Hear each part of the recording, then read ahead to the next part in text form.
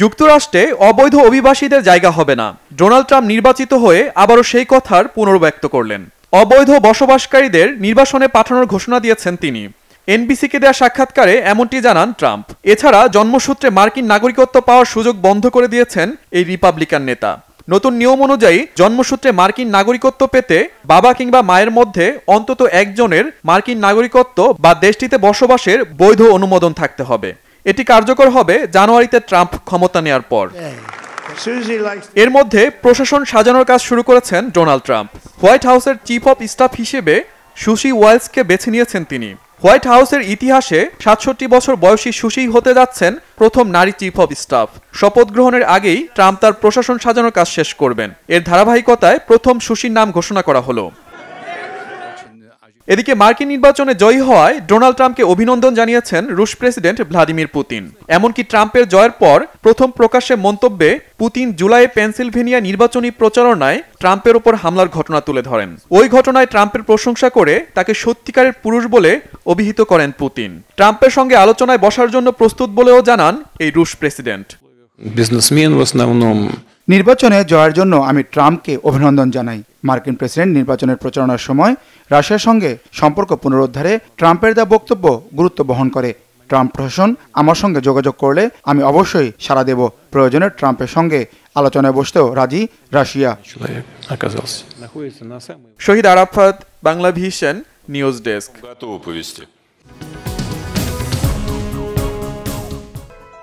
নারী অধিকার বা নারী পুরুষের সমতা নিয়ে বড় বড় বুলি আওড়াতে দেখা গেছে আমেরিকানদের, কিন্তু তারাই কেন নারী নেতৃত্ব পছন্দ করে না? সম্প্রতি কমলা হ্যারিস ও এর আগে হিলারি ক্লিন্টন দুইবার প্রেসিডেন্ট পদে নারী প্রার্থীরা হেরে গেছেন। তাদের পরাজয়ের পর বিশ্বজুড়ে অনেকেই বলছেন শুধুমাত্র নারী হওয়ার কারণে তাদের ভোট দেয়নি আমেরিকানরা। আসলেও কি তাই? কমলা হ্যারিসের আগে প্রেসিডেন্ট পদের নারী প্রার্থী ছিলেন হিলারি ক্লিন্টন। 2016 সালের নির্বাচনে হিলারি ক্লিন্টন ডোনাল্ড ট্রাম্পের কাছে অল্প ব্যবধানে হেরে যান। পপুলার ভোটে এগিয়ে থাকলেও ইলেকটোরিয়াল ভোটে তিনি পরাজিত হন। এরপর অনেকেই বলেন তিনি নারী হওয়ার কারণেই জিততে পারেননি। এর কারণ হিসেবে তুলে ধরা হয়েছে কিছু যুক্তিও, যেমন এর আগে বারাক ওবামা ছিলেন প্রেসিডেন্ট। তিনি 2 মেয়াদে অর্থাৎ 8 বছরে আমেরিকার ব্যাপক উন্নয়ন সাধন করেন। প্রথম মেয়াদে তার উপর সন্তুষ্ট হয়ে দ্বিতীয়বারও তাকেই ভোট দেন আমেরিকানরা। এবং বলা হয় যদি তৃতীয় মেয়াদেও সুযোগ থাকতো তাহলে তিনি তৃতীয়বারও প্রেসিডেন্ট নির্বাচিত হতেন। কিন্তু যেহেতু সেই সুযোগ ছিল না, তাই ডেমোক্রেটিক পার্টির পক্ষে পরবর্তী প্রার্থী হলেন হিলারি ক্লিন্টন। ওবামার সময় যেহেতু ডেমোক্রেটিক পার্টি আমেরিকার উন্নয়ন করেছে, তাই স্বাভাবিকভাবেই পরেরবার তাদেরই জেতার কথা ছিল। কিন্তু যেহেতু তারা একজন নারী প্রার্থী দাঁড় করালেন, তাই তাদেরকেও ভোট দেয়নি। আসলেও কি তাই? এবার এই বিষয়টাকে একটু অন্যভাবে দেখি। ডেমোক্রেটিক পার্টির হয়ে 2009 সালে যখন বারাক ওবামা ক্ষমতা নেন, তখন বিশ্বজুড়ে চলছিল অর্থনৈতিক মন্দা। আমেরিকার অর্থনীতি, বেকারত্বের হার সবকিছুই যাচ্ছিল খারাপের দিকে। প্রথম মেয়াদে শক্ত হাতে ওবামা এই 2টি সমস্যার সমাধান করলেন। আমেরিকার অর্থনীতি আবারও মাথাচাড়া দিয়ে ওঠে। ফলে দ্বিতীয় মেয়াদেও তাকে নির্বাচিত করে সাধারণ মানুষ। এরপর ওবামা স্বাস্থ্যসেবা নিয়ে কাজ করা শুরু করেন। চালু হয় ওবামা কেয়ার। এই সরকারি সংস্থা থেকে নামমাত্র মূল্যে, এমনকি কিছু ক্ষেত্রে বিনামূল্যেও দেওয়া হতে থাকে স্বাস্থ্যসেবা। এর ফলে হাসপাতাল ব্যবসাগুলোতে নামে মন্দা। ফলে হাসপাতালের মালিকরা অসন্তুষ্ট হন ওবামার উপর। এছাড়াও ওবামার সময় যুক্তরাষ্ট্রের ঋণের পরিমাণ $10.6 ট্রিলিয়ন থেকে বেড়ে $19.4 ট্রিলিয়ন এসে দাঁড়ায়। এই 2টি ছাড়াও আরও একটি সমস্যা দেখা যায়। ওবামার সময়ে আমেরিকায় অনেক অভিবাসী প্রবেশ করেন। ওবামা সবার কর্মসংস্থান নিশ্চিত করতে ন্যূনতম বেতনের অনেক চাকরি ব্যবস্থা করেন তার আগের মেয়াদে।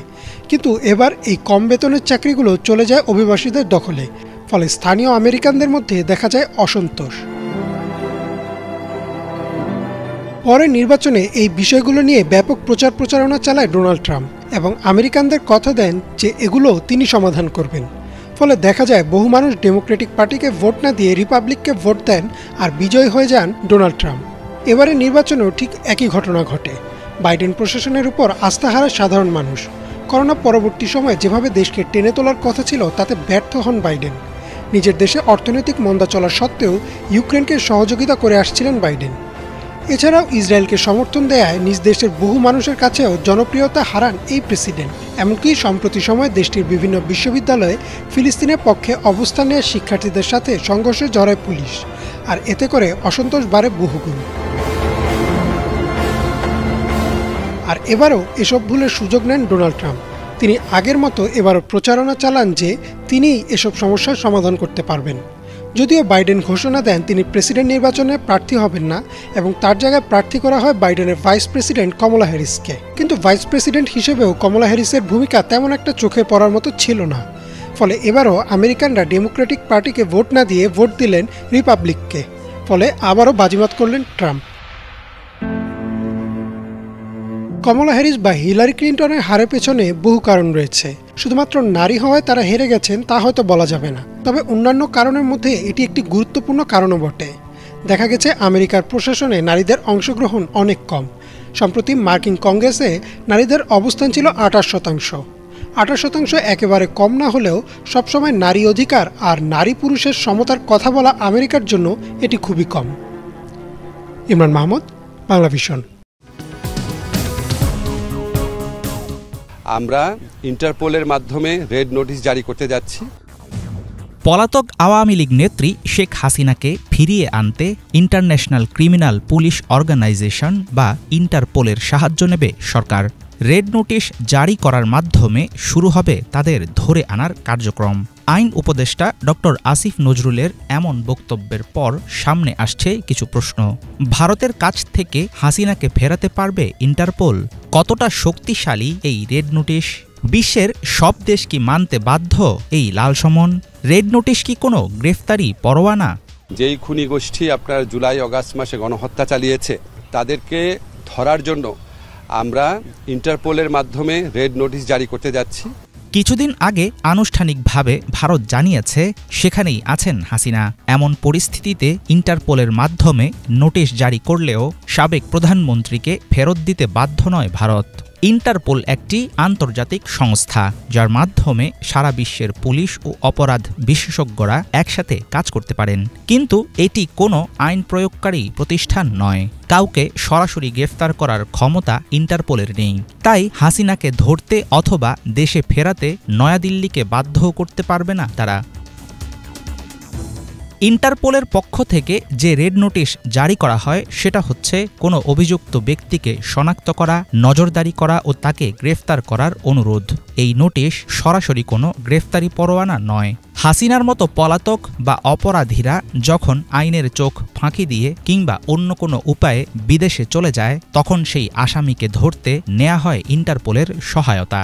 অপরাধ করে ভিনদেশে পালানো কোনো ব্যক্তির বিরুদ্ধে মামলা থাকলে সেই দেশের সরকার যাবতীয় কাগজপত্র, মামলার কপি ইত্যাদি পাঠিয়ে ইন্টারপোলকে অনুরোধ করে রেড নোটিশ জারি করতে। ইন্টারপোলের পক্ষ থেকে নথিপত্র যাচাইয়ের পর সন্তুষ্ট হলে অভিযুক্ত ব্যক্তির বিরুদ্ধে জারি হতে পারে রেড নোটিশ। সমন জারি হলে সেটা পাঠানো হয় সংস্থাটির সদস্যভুক্ত ১৯৪টি দেশের কাছে। পলাতক ব্যক্তিকে নিজের দেশে ফেরত পাঠানো পর্যন্ত তার দায়িত্ব থাকে সংস্থাটির উপর।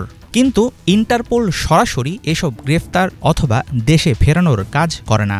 তারা নির্ভর করে থাকে সেই দেশের আইন প্রয়োগকারী সংস্থার উপর। কোনো দেশ যদি তাদের নিজস্ব বিবেচনায় অভিযুক্ত ব্যক্তির বিরুদ্ধে ব্যবস্থা না নেয় সেক্ষেত্রে ইন্টারপোল বা তাদের জারি করা রেড নোটিশের কোনো কার্যকারিতা থাকে না। অনেক বিশ্লেষকের ধারণা হাসিনাকে ফেরাতে যদি রেড নোটিশ দেয়া হয় নানা অজুহাতে সেই নোটিশকে পাত্তা দেবে না ভারত। সাবেক প্রধানমন্ত্রী শেখ হাসিনার ক্ষেত্রে ভারতের উপর কৌশলগত চাপ হিসাবে কাজে আসতে পারে ইন্টারপোলের রেড নোটিশ, কিন্তু তাকে দেশে ফিরিয়ে আনতে হলে রাজি করাতে হবে নয়াদিল্লিকে। কারণ মোদি সরকার যদি ইন্টারপোলের নোটিশ উড়িয়ে দেয় কিছুই করার থাকবে না বাংলাদেশের। তাই জুলাই আগস্ট গণহত্যা মামলায় হাসিনা সহ পলাতক আসামিদের বিচারের মুখোমুখি করতে রেড নোটিশের পাশাপাশি প্রয়োজন হবে আন্তর্জাতিক মহলের সহযোগিতা ও সমর্থন। হাফিজুল ইসলাম, বাংলা ভিশন।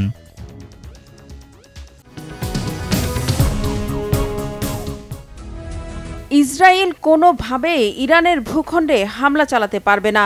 ইরানের সার্বভৌমত্বের প্রতি সম্মান জানাতে হবে ইসরায়েলকে। ইহুদি রাষ্ট্রটির প্রধানমন্ত্রী বেনিয়ামিন নেতানিয়াহুকে এভাবেই কড়া ভাষায় সতর্ক করে দিয়েছেন সৌদি যুবরাজ মোহাম্মদ বিন সালমান।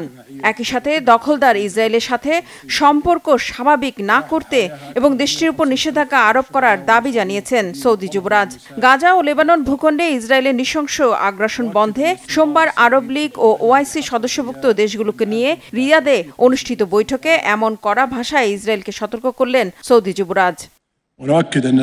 বিশ্বের দেশগুলোকে দখলদার ইসরায়েলের সাথে তাদের সম্পর্ক আবারও বিবেচনা করার এবং তাদের সাথে সম্পর্ক স্বাভাবিক না করার আহ্বান জানাচ্ছি, কারণ ইসরায়েল আন্তর্জাতিক আইন মেনে চলতে ব্যর্থ হয়েছে, গণহত্যা করছে এবং ফিলিস্তিনের UNRWA সংস্থাকে লক্ষ্যবস্তু করছে। আমরা আহ্বান জানাচ্ছি ইসরায়েলের উপর নিষেধাজ্ঞা আরোপ করতে এবং আন্তর্জাতিক বিচার আদালতে গাজা হত্যাযজ্ঞের বিচার করতে। সম্মেলনে গাজা ভূখণ্ডে ইসরায়েলি হত্যাযজ্ঞের তীব্র নিন্দা জানান তিনি। ফিলিস্তিনিদের উপর ইসরায়েলি বাহিনী গণহত্যা চালাচ্ছে উল্লেখ করে গাজা ও লেবাননে হামলা বন্ধে আন্তর্জাতিক সম্প্রদায়কে এগিয়ে আসারও আহ্বান জানান সৌদি যুবরাজ। 1967 সালের সীমানা অনুযায়ী স্বাধীন ফিলিস্তিন রাষ্ট্র প্রতিষ্ঠার উপরও আবারও জোর দেন তিনি। এই সম্মেলনের মধ্য দিয়ে দীর্ঘদিন পর আবারও যুদ্ধবিরতি ইস্যুতে এক টেবিলে বসলেন মুসলিম দেশগুলো। বিশেষ করে দীর্ঘদিনের আঞ্চলিক প্রতিদ্বন্দ্বী ইরান ও সৌদি আরবের কাছাকাছি আসা ভাবিয়ে তুলেছে ইসরায়েলকে। সম্মেলনে মিশরের president Abdel Fattah al CC, কাতারের আমির শেখ তামিম বিল আল থানি, ফিলিস্তিনের প্রেসিডেন্ট মাহমুদ আব্বাস, পাকিস্তানের প্রধানমন্ত্রী শাহবাজ শরীফ, লেবাননের প্রেসিডেন্ট নাজিব মিকাতি সহ আরব লীগ ও ওআইসির সদস্যভুক্ত দেশগুলোর শীর্ষ নেতারা উপস্থিত ছিলেন। তবে সম্মেলনে উপস্থিত ছিলেন না ইরানের প্রেসিডেন্ট মাসুদ পেজেশকিয়ান। যুবরাজ সালমানের সাথে টেলিফোন আলাপে তিনি ব্যস্ততার কারণে যোগ না দেওয়ার কথা জানান। সম্মেলনে ইরানের প্রতিনিধিত্ব করছে দেশটির প্রথম ভাইস প্রেসিডেন্ট মোহাম্মদ রেজা আরেফ। গণহত্যাকারী বর্বর ইসরায়েলকে থামাতে এতদিন কেবল ইরান ও হিজবুল্লাহ, হুতি সহ তেহরানের প্রক্সি বাহিনীগুলো লড়াই করলো, এবার যুদ্ধের ময়দানে সরাসরি যোগ দিয়েছে সৌদি আরব। শত্রুতা ভুলে শুধু বন্ধুই হয়নি, তারা ইসরায়েলের বিরুদ্ধে একসাথে লড়াইয়ের প্রস্তুতিও নিচ্ছে দেশ দুটি। এরই মধ্যে তেহরান সফরে গিয়ে প্রতিরক্ষা ইস্যুতে ইরানের সেনাপ্রধান মোহাম্মদ বাঘিরির সাথে আলোচনা করেছেন সৌদি সেনাপ্রধান ফায়েদ আল রুয়ালি। ইরানের মাটিতে সৌদির কোন শীর্ষ সেনা কর্মকর্তার বিরল সফর এটি। জেনারেল বাঘিরি জানিয়েছেন আগামী বছর নৌবাহিনীর যৌথ মহড়ায় থাকবে সৌদি আরব। এরই মধ্যে গেল মাসে ওমান সাগরে যৌথ নৌ মহড়া শেষ করেছে ইরান ও সৌদি আরব। মুসলিম দেশগুলোর এমন একজোট হওয়া, বিশেষ করে ইরান ও সৌদির বন্ধুত্বে রীতিমতো আতঙ্কে কোণঠাসা ইসরায়েলের প্রধানমন্ত্রী বেনিয়ামিন নেতানিয়াহু। তার দিন কি ফুরিয়ে আসছে? নয়া মার্কিন প্রেসিডেন্ট ডোনাল্ড ট্রাম্প কি থামাবেন এবার ইসরায়েলকে? এমন প্রশ্ন আর আশা ফিলিস্তিন সহ গোটা মুসলিম বিশ্বের। রিফাত জামান, বাংলা ভিশন নিউজ ডেস্ক।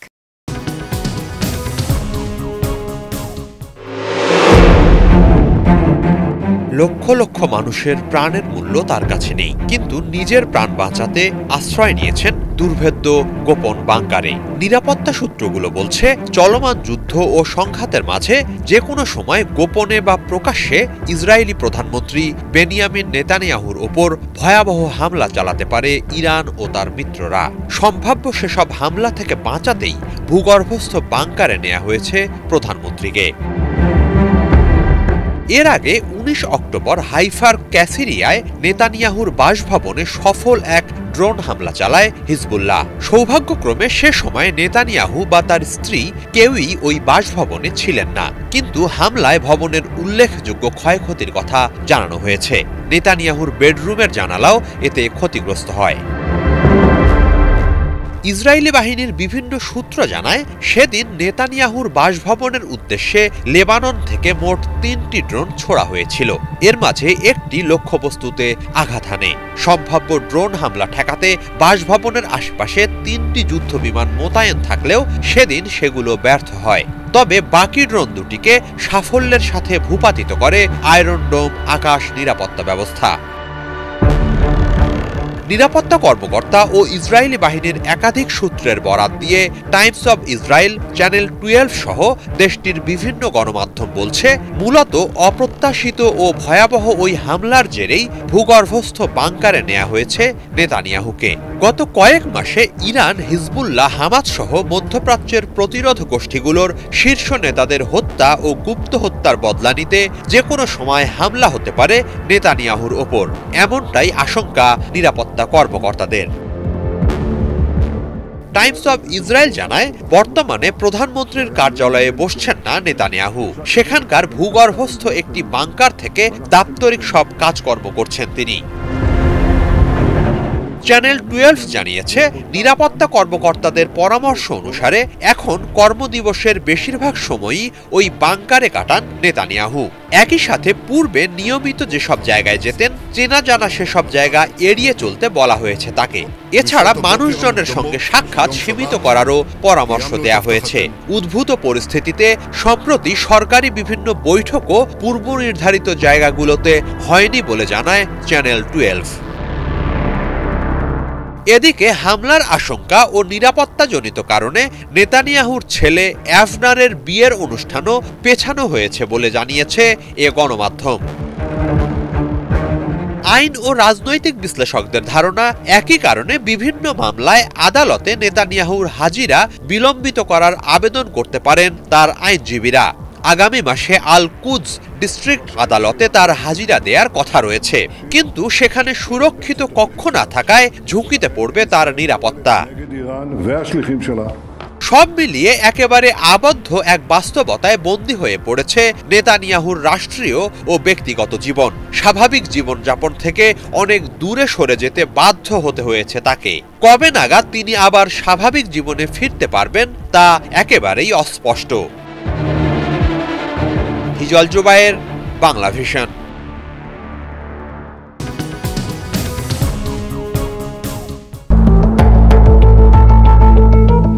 গৃহবন্দী নয়, বরং রাষ্ট্রীয় অতিথির মতো মর্যাদা নিয়ে দিল্লিতে দিন কাটাচ্ছেন পলাতক আওয়ামী লীগ নেত্রী শেখ হাসিনা। পাচ্ছেন ভারতের স্বরাষ্ট্রমন্ত্রী পদমর্যাদার ভিভিআইপিদের জন্য নির্ধারিত Z++ ক্যাটাগরির নিরাপত্তা। দিল্লিতে থাকা মেয়ে সাইমা আর যুক্তরাষ্ট্রে থাকা ছেলে সজীব ওয়াজেদের সঙ্গে প্রায় প্রতিদিনই যোগাযোগ করছেন তিনি। দলীয় নেতাকর্মীদের খোঁজখবর নেয়ার অনুমতিও আছে সাবেক প্রধানমন্ত্রীর। এমনকি ইচ্ছে মতো অ্যাক্সেস করতে পারেন ইন্টারনেট। ভিনদেশে বসে তাহলে কি হাসিনা নিচ্ছেন মাঠে নামার প্রস্তুতি? কড়া গোপনীয়তার মাঝে তাকে আশ্রয়ে রাখার কারণ কি শুধুই পুরনো বন্ধুত্ব? 5 আগস্টের পর শেখ হাসিনা ও তার বোন শেখ রেহানা যখন পালিয়ে ভারতে যান, দিল্লি কর্তৃপক্ষ মনে করেছিল সংক্ষিপ্ত যাত্রা বিরতি করেছেন তারা। পরবর্তীতে গাজিয়াবাদের হিন্ডন বিমান ঘাঁটি থেকে তাকে সরিয়ে নেওয়া হয় দিল্লির কোনো গোপন ঠিকানায়। 1975-এ মুজিব পরিবারের হত্যাকাণ্ডের পর থেকে শহরটির অভিজাত এলাকা পান্ডারা রোডের বেনামি এক সরকারি ফ্ল্যাটে দীর্ঘ প্রায় 5.5 বছর এমন গোপনীয়তার মাঝেই বসবাস করেছেন মুজিব কন্যা। সেই সময়ের মতো এবারও অতি গুরুত্বপূর্ণ অতিথির জন্য রাখা হয়েছে সর্বোচ্চ পর্যায়ের সিকিউরিটি প্রোটোকল। শেখ হাসিনা ভারতে আশ্রয় নেয়ার পর থেকেই তার স্ট্যাটাস ও অবস্থানের বিষয়টি নিয়ে চরম গোপনীয়তা রক্ষা করে আসছে নয়াদিল্লি। পুরনো মিত্রের নিরাপত্তা ও সুরক্ষার ক্ষেত্রে কোনো রকম ভুল করার দায় দিতে চাইছে না মোদি প্রশাসন। সারাক্ষণ তাকে চোখে চোখে রেখেছে সাদা পোশাকের কমান্ডোরা। এমন পরিস্থিতিতে দিল্লির লোদি গার্ডেন কিংবা নিজামুদ্দিন আউলিয়ার দরগায় হাসিনার যাওয়ার বিষয়টিকে নিতান্ত গুঞ্জন বলে মনে করেন ভারতের সংশ্লিষ্ট মহলের কর্মকর্তারা। 75-এ দিল্লিতে বহুদিন বসবাস করেছেন শেখ হাসিনা। সেই সময় রাজনীতি ও কূটনীতির বাইরেও নিজস্ব মিত্রদের একটি সার্কেল গড়ে তুলেছিলেন তিনি। পুরনো পরিচিত এসব ঘনিষ্ঠজনদের অনেকেই এর মধ্যে হাসিনার সঙ্গে সামনাসামনি দেখা করার সুযোগ পেয়েছেন বলে জানিয়েছে বার্তা সংস্থা বিবিসি। ভারতে কোনো কোনো পর্যবেক্ষক মনে করেন দলের নেতাকর্মীদের সাথে কথাবার্তা হওয়ার সুযোগও করে দিচ্ছে দিল্লি। হাসিনা যাতে প্রস্তুতি নিতে পারেন মাঠে নামার, তৈরি করে দেয়া হচ্ছে সেই ক্ষেত্র। বরাবরই সতর্ক অবস্থানে থেকে হাসিনা পরিস্থিতি সামাল দিচ্ছে নয়াদিল্লি। ভারতের মাটিতে বসে প্রকাশ্য রাজনৈতিক বিবৃতি না দেওয়ার জন্য সাবেক প্রধানমন্ত্রীকে অনুরোধও জানিয়েছে দেশটির প্রশাসন। তারপরও বাংলাদেশের রাজনীতিতে নতুন করে হাসিনাকে পুনর্বাসন ও তাকে ক্ষমতায় বসানোর পায়তারা করছে মোদি প্রশাসন। নানা কারণে উঠেছে এমন গুঞ্জন। তবে অন্য অনেকের মতো আশাবাদী হতে রাজি নন ঢাকায় ভারতের সাবেক হাই কমিশনার পিনাকরঞ্জন চক্রবর্তী। তিনি মনে করেন হাসিনার বয়স 10 বছর কম হলে দেশে ফিরে দলের হাল ধরতে পারার সম্ভাবনা ছিল, কিন্তু এখন আর সেটা সম্ভব না। হাসিনার দেশ ছেড়ে পালিয়ে যাওয়ার গত 100 দিনে সামনে এসেছে তার চট করে দেশে ঢুকে যাওয়া সহ বিভিন্ন আলাপ। আমেরিকার প্রেসিডেন্ট নির্বাচনে ডোনাল্ড ট্রাম্প বিজয়ী হওয়ার পর আওয়ামী লীগ নেত্রীর প্রত্যাবর্তন নিয়ে আশাবাদী হয়েছেন বহু নেতাকর্মী। দিল্লির একজন শীর্ষস্থানীয় কর্মকর্তার বরাত দিয়ে বিবিসি জানায়, বাংলাদেশের রাজনীতির মাঠ এখনো গরম, তাই লুজ বলের মতো সুযোগের অপেক্ষায় আছে নয়াদিল্লি। তার এমন মন্তব্য ইঙ্গিত দিচ্ছে একসময়ের প্রতাপশালী প্রধানমন্ত্রী শেখ হাসিনাকে অনির্দিষ্টকালের জন্য হয়তো চলতে হবে ভারতের ইশারায়। হাফিজুল ইসলাম, বাংলা ভিশন।